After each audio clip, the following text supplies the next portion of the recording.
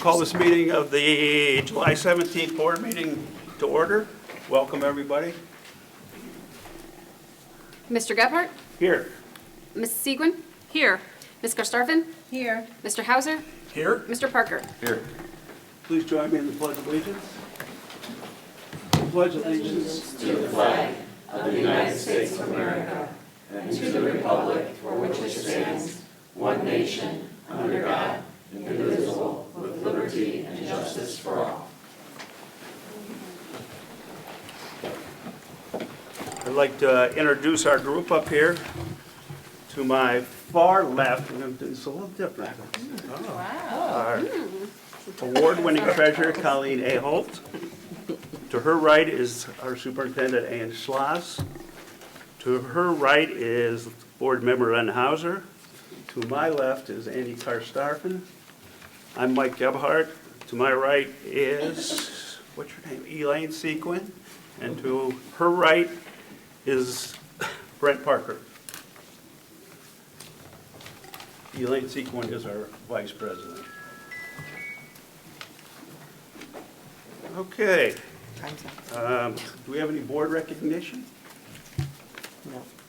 I would like to say something about, we recognized Mateo Medina and the track team a couple weeks ago at Ely Square. I think it was a great event. We had about 75 to 100 people there.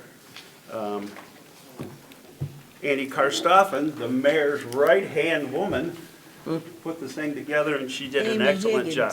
Amy I'd like to Higgins. thank Annie, and No. congratulations to Mateo one more time. And Amy Higgins, please. And Amy Amy put Higgins. this together. Amy, yes. Yes. It was a good team effort. It was Well, a good okay, team yeah, effort. well, Amy, yes. It was wonderful. Presentations, our superintendent has a statement to read. Yes, hi.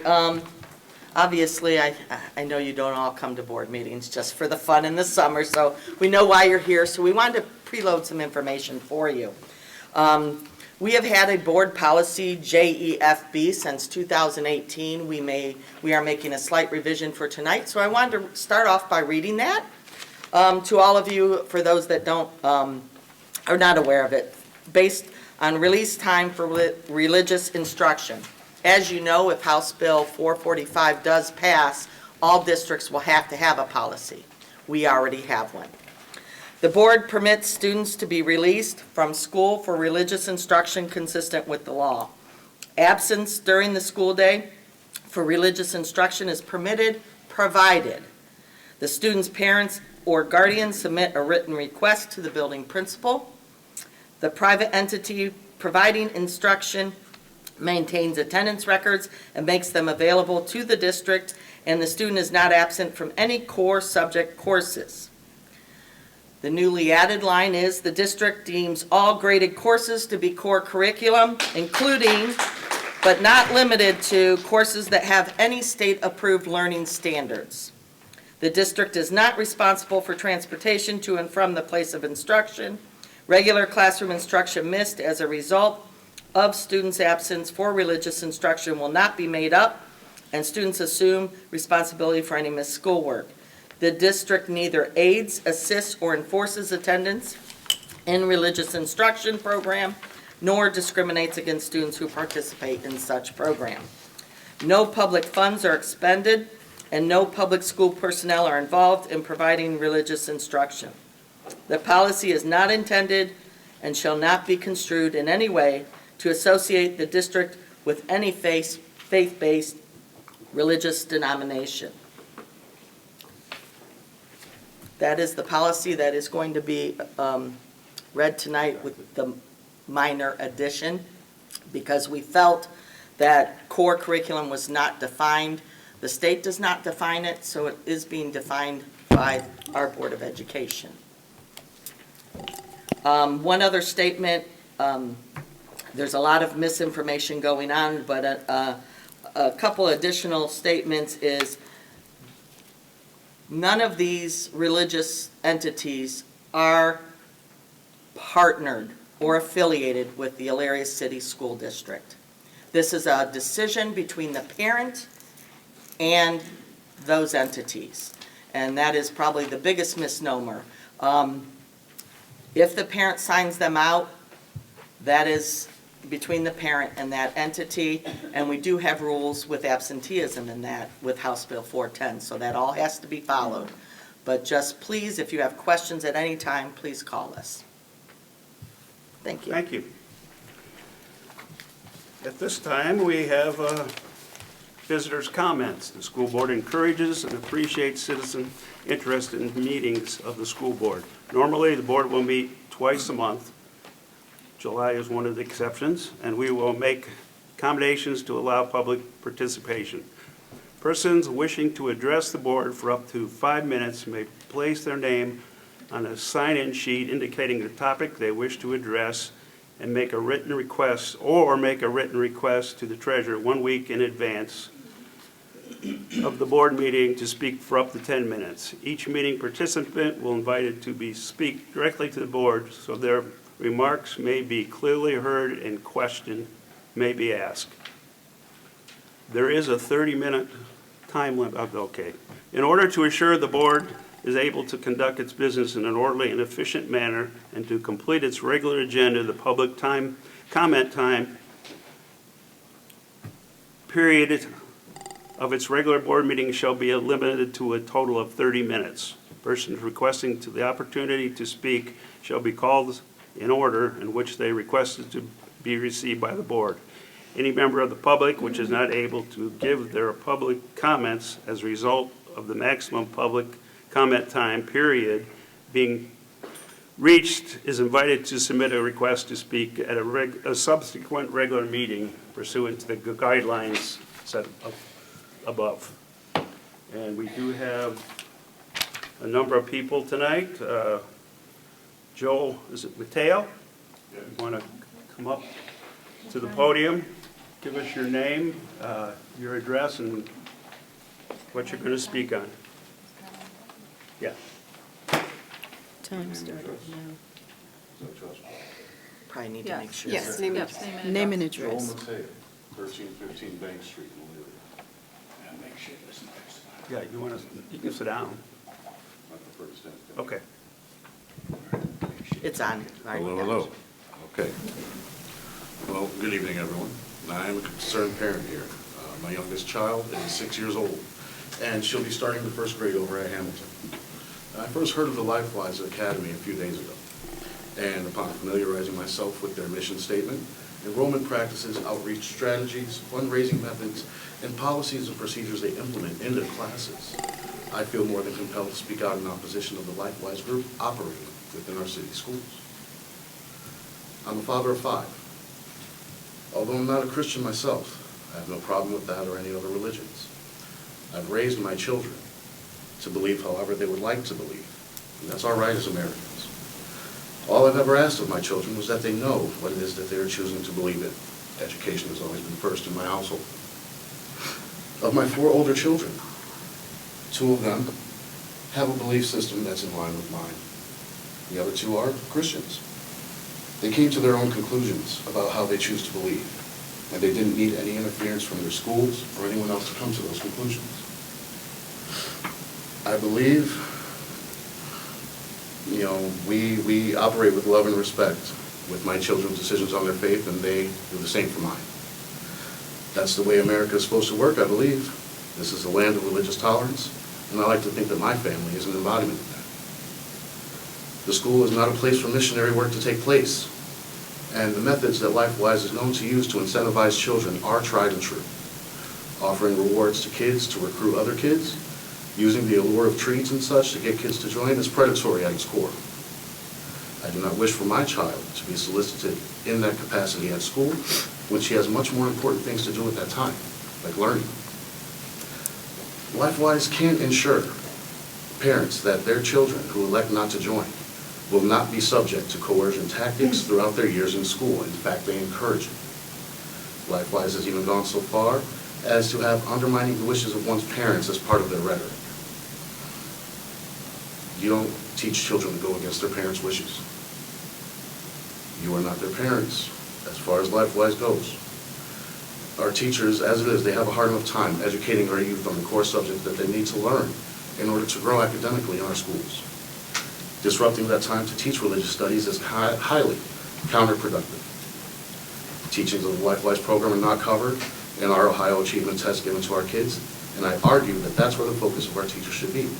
They need to have all the time and attention allotted to them in order to get our kids to pass these tests and grow academically, not potentially mediating theological debates amongst elementary school kids, which is bound to happen. I do not consent for my child's school time to be disrupted for a religious study that she will not be taking a part in. There's a number of problems with imposing singular religions on our school children. The separation aspect of it alone sows division amongst kids who, without the intervention of programs such as LifeWise, would never have to feel that to begin with. There's a number of grievances posted online illustrating the negative impact of separating kids who aren't Christian or religious, or who identify as LGBTQ, or who have non-traditional parentage has on the children, and that's exactly what this organization does. It promotes hostility against all those who do not conform to their message. Thank you. Thank you. Thank you. Melissa Gorski. Please state your name and address, please. Melissa Kowalski, 687 Weller Road. Go ahead. Go ahead. Sorry, I've never been here before. You can sit if you'd like. I think I'm okay. I'm a little nervous. So, all right. I have two kids, 3rd and 5th grade in Elyria City Schools. I graduated from Elyria a million years ago. My husband and I do as much work as we can to stay involved in our kids' educational life. And to do that, we were required to be fingerprinted and obtain background checks, just like our janitors, our lunch ladies, anyone who's in the school with our kids. I think one of the most common refrains in support of LifeWise is it's optional, so don't sign up. So it seems a simple matter of parents' choice. So I'd like to clarify exactly what a parent is choosing when they sign the waiver to allow their minor child to attend this program. I'd like to remind everyone that according to our policies, this program is off-site and it does have to take liability for the children it removes from school property. There we go. The verbiage is pulled exactly from LifeWise's parent waiver that I have here. It's shortened for time, but it is still completely accurate for context. Permission to participate in the activity. It's referred to as the activity after this. I understand that accidents can happen when doing fun activities and accept the risks. I acknowledge that these risks may result from or be compounded by the actions, omissions, or negligence of LifeWise Academy employees, volunteers, or others, including negligent emergency response or rescue operations of LifeWise Academy. I acknowledge that my child is knowingly and voluntarily participating in the activity with an express understanding of the danger involved and hereby agree to accept and assume any and all risks of injury, disability, death, and or property damage arising from the activity, whether caused by or that may result from the negligence of LifeWise Academy. I acknowledge that any injuries that my child sustains may result from or be compounded by the actions, omissions, or negligence of the LifeWise employees, volunteers, or others, including negligent emergency response or rescue operations of LifeWise Academy. I agree not to sue LifeWise. I hereby expressly waive and release any and all claims now known or hereafter known against LifeWise Academy and its collective releasees on account of personal or psychological injury, illness, pain, suffering, temporary or permanent disability, death, property damage, or financial loss arising out of or attributable to my child being on the premises or participating in the activity, whether arising out of the ordinary negligence of LifeWise Academy or any other releasee or otherwise. I covenant, that's the word here, I covenant not to make or bring any such claim against LifeWise Academy or any other releasee, and forever release and discharge LifeWise Academy and all other releasees from liability under such claims. So now, you've signed the waiver and opted your child into this program. Let me remind you that LifeWise recently fired the program director in filings, okay? Renee Beck. Ms. Beck lost her teaching certificate and is not allowed to get it back in Ohio for sexting with a minor student. It has recently been reported that she is still helping LifeWise in a non-official capacity. Jillian Wanzemis, and I messed that last name up, I'm sorry. She received multiple calls to the local police about children in her care as a home daycare provider. one of which resulted in a misdemeanor charge for a toddler in her care, found blocks away on a scooter, no shoes, no coat, 35-degree weather. She is on a committee actively working to get LifeWise in Sandusky schools. These are only the most recent issues that come to mind. And the Renee Beck was not even noticed until somebody called the news and social media did what it does. So not only are you signing off on all actions, negligence, and omissions of LifeWise, you are also stating that you are comfortable with the staff they choose to keep track of your child away from the protection of certified, trained, licensed adults in the school building. I got fingerprinted and background checked to help state the papers for my second grade teachers. Okay, that's not a burden. That tells me that anybody else I see in that building is safe too. I know they're doing what they need to do. I went off track, I'm sorry. 20 seconds, sorry. Okay, we cannot say the same for the people who will be in charge of our children in this program, and it's not okay. You did what I came here to ask, and I thank you. I thank you. But I would ask a little more. Get this information out there and keep them away. Thank you.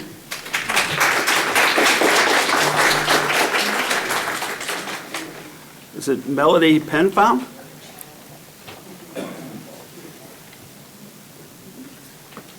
Melody Penfound, 201 Eastern Heights Boulevard in Elyria. So I'm coming to you with a little bit different perspective. I'm a former employee of Elyria City Schools. I was the district coordinator for the Ohio Reads program here within Elyria. We taught reading, recovery, and tutoring for all schools, elementary schools in Elyria. We utilized volunteers who came into the schools and worked with students with identified needs in reading, with comprehension, sight words, all those kinds of things. We used professional curriculum and lesson plans. The volunteers were all trained. We had someone over everyone. We had coordinators in each building. So it was well supervised and well planned out. But I cannot tell you the number of times across the board in every building that my tutors would be unable to complete their sessions because the teacher stated that those students couldn't afford to miss that 30 minutes of class time once a week. 30 minutes. So those kids would, then be working on homework or, some other project that teacher needed that student to be working on. So they could not work on that documented need for 30 minutes. So here we are talking about LifeWise wanting to pull parents wanting their children to go out, once a week or however often it ends up being. I can guarantee you, anybody who's ever loaded a group of kids knows it's going to be longer than 30 minutes. It's going to take, minimum 15 minutes to get everybody on a bus, 15 minutes to get them off, half hour for your program. That's being generous, that they have really, really good time management skills. And these kids are going to be missing crucial education time. I had 3 kids in Elyria schools. They all had IEPs because of their gifted and talented scores. Now, it was determined at one point that the gate pull-out program, which they were pulled out of classes once a week to go to one of the school buildings, and they had a gifted class, and they would do, in some cases, some rather fantastic projects. So one time they built it was like an International Space Station type thing. They built a geodesic dome, and it was really cool. So they did some cool projects. But that was determined that they were missing too much class time. And they decided that the gate teachers were going to go into the classrooms and provide that enrichment in the classrooms. So these students didn't have to miss class anymore. So this is something that is documented in an educational plan that these students need. But they aren't being pulled out, they aren't given that time to, meet their full potential because they cannot miss their classroom time. And I think somebody needs to stand up for these teachers here because the disruption that these pullouts will cause is tremendous. And in my mind, being someone who was in the schools at one point, I know what kind of a disruption my tutors could cause. And I tried to keep as good of a relationship as I could with our teachers. But, it's for something that could be seen as non-educational, it's really a frightening prospect. 20 seconds, I'm sorry. The religious education programs may be in the future in this political environment, but they do not need to be life-wise. Students do not need to be pulled out of school. Breakfast clubs, after-school clubs, any other option could work. But Elyria has always stood for equality and anti-discrimination, and life-wise does not stand for those values. Time, sorry. Okay, and I hope they are not welcome here. Liz Humphrey is it? I'll let you, what is it? Liz Humphrey Willoughby. Oh, it is Willoughby, okay. Yes, so I stated my name. I'm 352 Denison Avenue. So I am a community member. I am a parent of a graduate of Elyria High as well as an ordained minister. So everyone has talked a little bit about LifeWise. Everybody's touched on topics. So I need to make clear, first and foremost, thank you for being proactive instead of reactive. And I think that was what everyone was banking on, was to get the information out to the board members, to get the information out to the community, because if this organization is implemented in our school district, how hard is it going to be for people to get them out? And I do understand the difference of affiliation and the difference of partnering, and I respect that 100%. But just the simple fact of them to be allowed to distribute their permission slips and the school district making it easily accessible for them to get to our student body, I think that's also something that we need to be aware of and try to make that as difficult as possible, okay? So being an ordained minister, I look at things differently than maybe some other people do. LifeWise's goal is clear. They want to indoctrinate and convert public school students to historic Orthodox Christianity by pressuring public school districts. I understand that they haven't even met you all yet. I understand they're not there. I've been on two Zoom meetings this week with some of their recruiters. There's 10 steps. We're on step 4. It's a 12-week process to go from 1 to 10 in their mind. We don't want to get any farther than we already are. We need to stop them while we can. So LifeWise's secretive release time Bible classes. The curriculum is not published. So as a parent, allowing your child to go there, maybe not understanding exactly what they're doing there, but you feel a little peer pressure, so-and-so's mom and dad let them, so I want to do it. You don't know what they're teaching your child. Religion is home. Religion is church. It's not in the school or during the school day whatsoever. It's not for the teachers and it's not for anybody else to do. So LifeWise organization, it negatively impacts our educational goals for the students.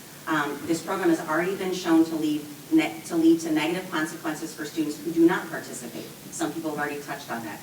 Communities where the significant majority of the student body participates in these closed Bible classes, the students who don't join, they're singled out amongst their peers. They're alienated. They're all of those things. So key points of concern. The impact on the non-participating students. The social isolation and the bullying.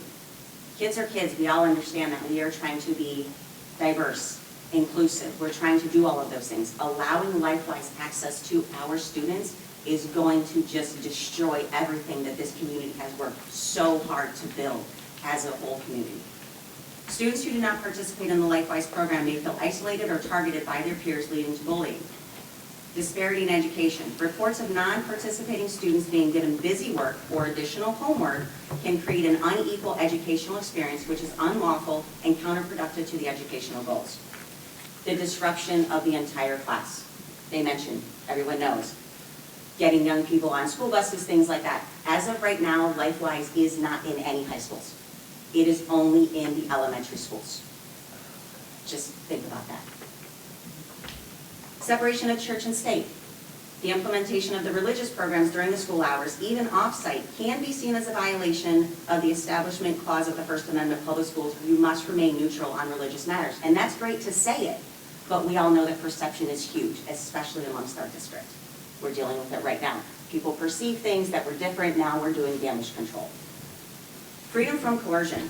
Ensuring that participation is truly voluntary is challenging, especially in communities where there is significant peer pressure. Inclusivity, and diversity.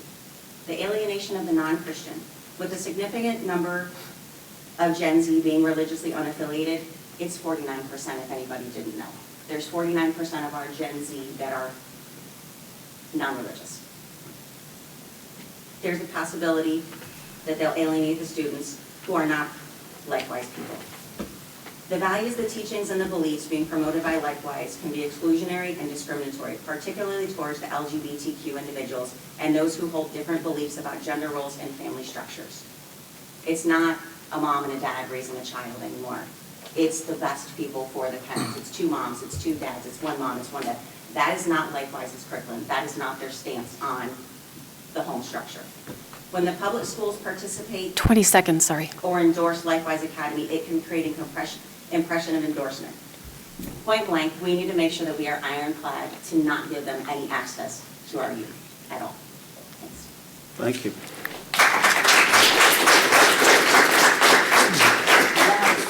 Teresa Stovall? I'm not going to. I had stuff left to make core, so Okay. thank you. Thank you. Heather Fogarty? No, I'm not. We touched on that. All right. Thank you very much. Don Branzel?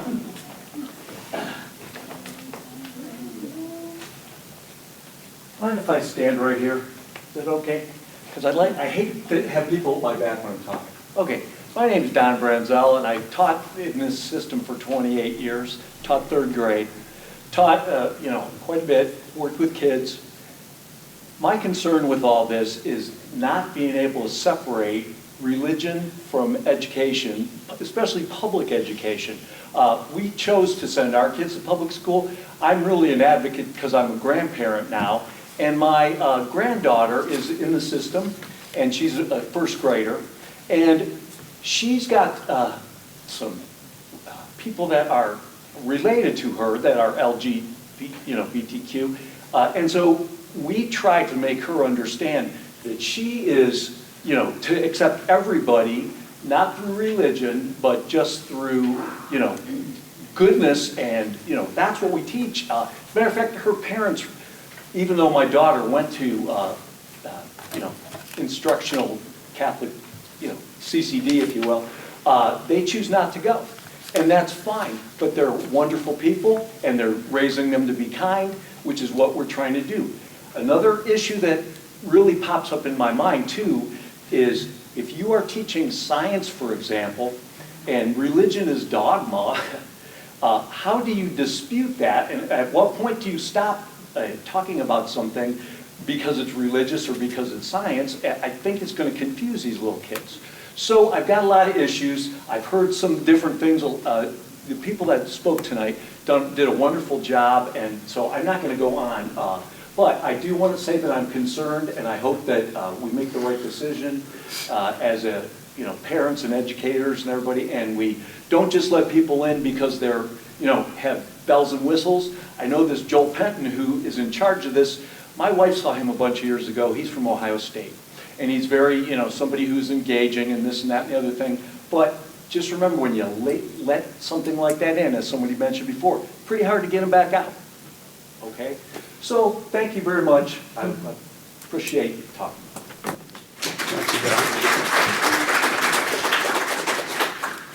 Thank you all for being concerned and expressing your concerns on this matter.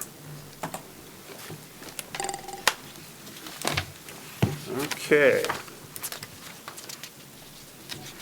May I have a motion to pass the June 29th and July 19th, July 9th meeting minutes? So moved. Second? Second.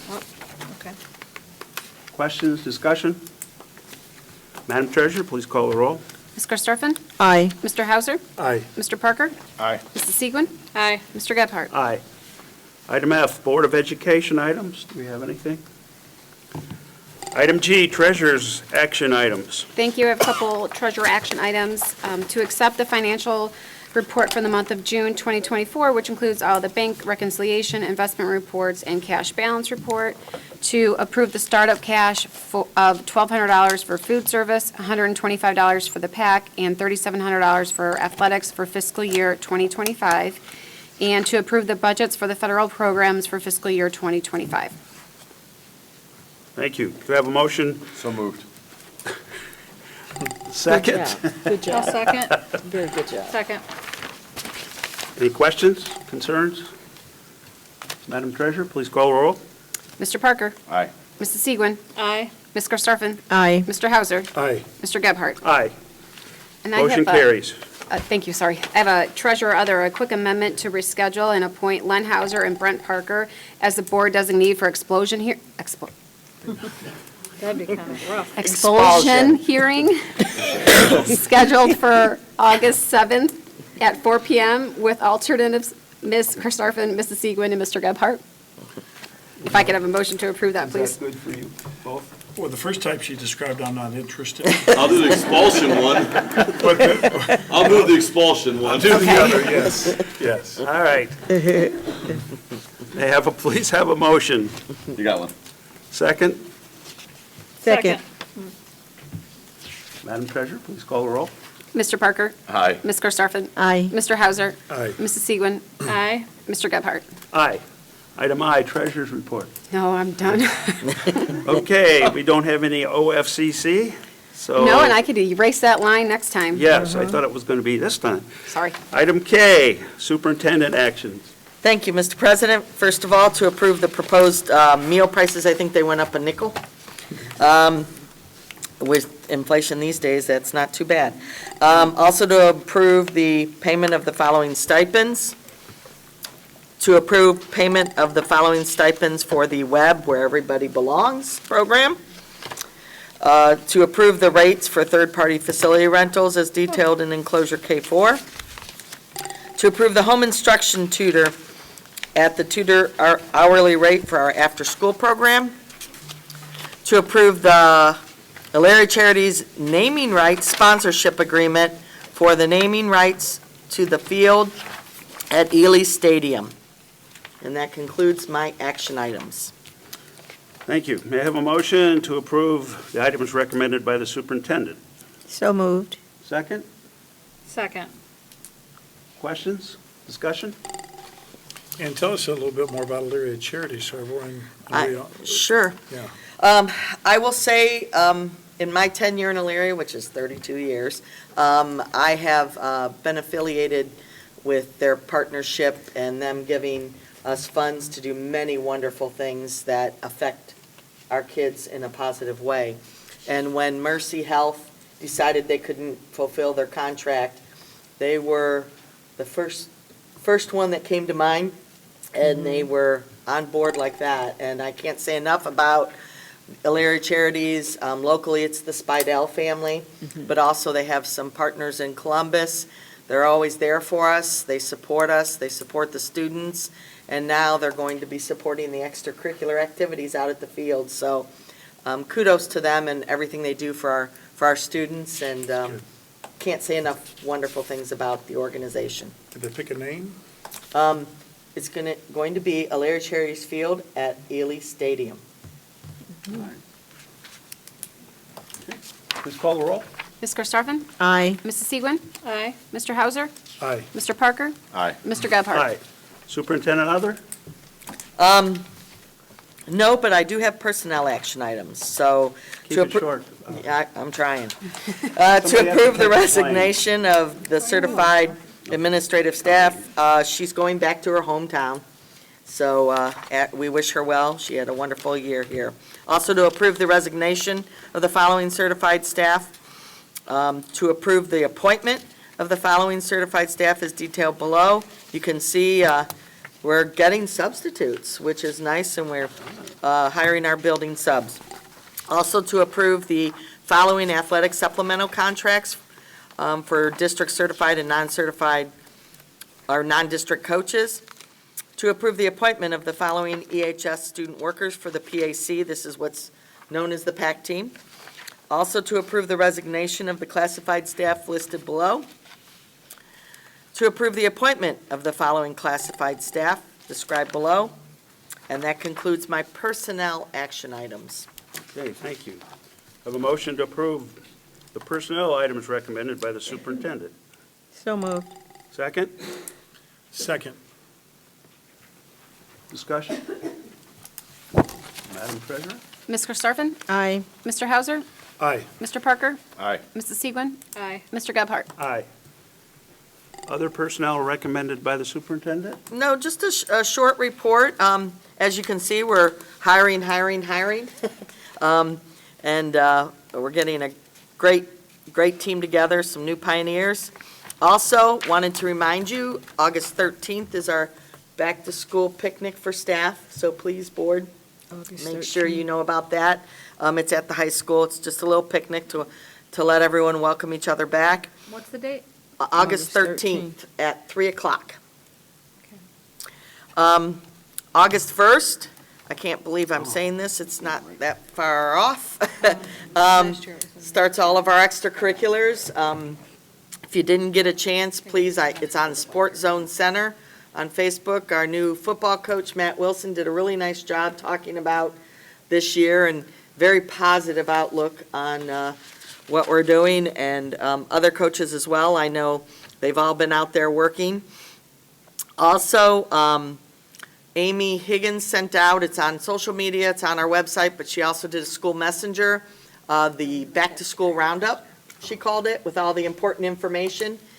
We do the staggered start for K through 8 to let the teachers get to know students in a smaller group. And this year, we're adding 9th. So that's something new. So wanted to bring that to your attention. We just feel those 9th graders are going to this big school of 1,800 kids, and it might be nice for them to stagger and get to meet their teachers in smaller groups. So it's worked well for K-8, so we added 9th this year.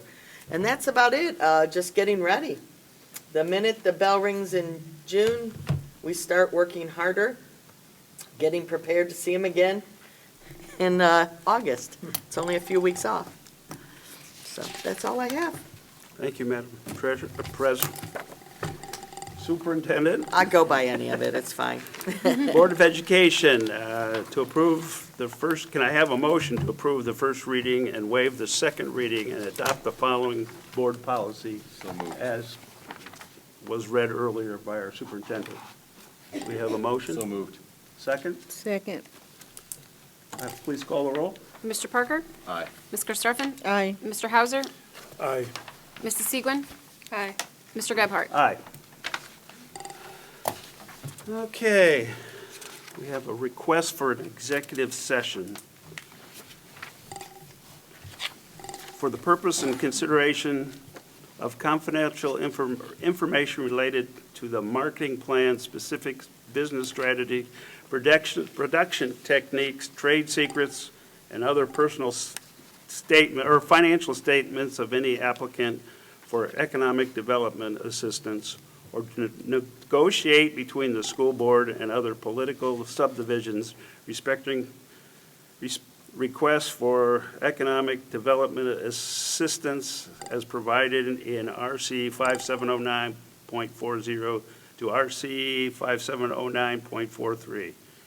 Howard, can we do these both together? Separate? Separate. So we have to vote on this? Yeah. Okay, do I have a motion? So moved. Second? Second. Madam Treasurer, please call the roll. Ms. Karstoffen? Aye. Mr. Parker? Aye. Mr. Hauser? Aye. Mrs. Segwin? Aye. Mr. Gebhardt? Aye, motion carries. Now, to request executive session as necessary to protect the interests of the applicant or the possible investment or expenditure of public funds to be made in connection with the economic development project. A unanimous vote is required for this vote. Please call the roll. Oh, I need a motion. Motion, jeez. Motion. Okay. Cal, Second. second. Please call the roll. Thank you. Mrs. Segwin? Aye. Mr. Hauser? Aye. Ms. Karstoffen? Aye. Mr. Parker? Aye. Mr. Gebhardt? Aye. Motion carries. We'll meet